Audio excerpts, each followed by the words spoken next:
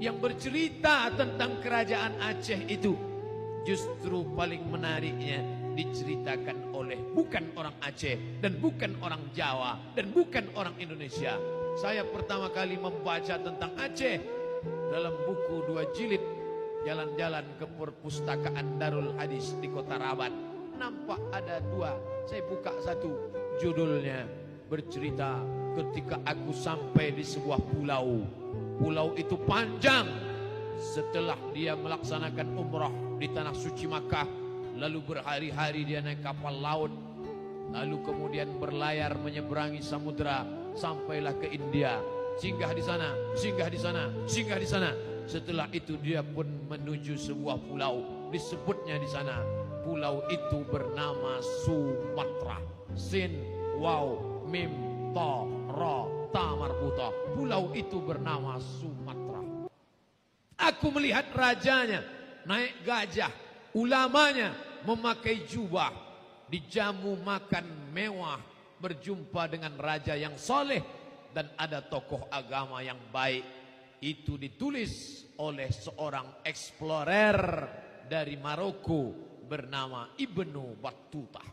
Ibnu Battuta sudah menuliskan sejarah bagaimana kerajaan Aceh. Dia lihatkan bagaimana gajah-gajah yang besar di Aceh waktu itu membawa sultan, ulama-ulama memakai jubah kebesaran, dan mereka itu adalah orang-orang yang memperjuangkan Islam.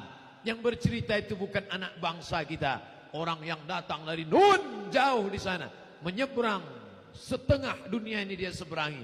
Dari Maroko masuk ke Aljazair, masuk ke Tunisia, masuk ke Libya, masuk ke Mesir, menyeberang Laut Merah sampai dia ke Makkah. Tawaf, sa'i. Selesai itu dia berlayar menuju India.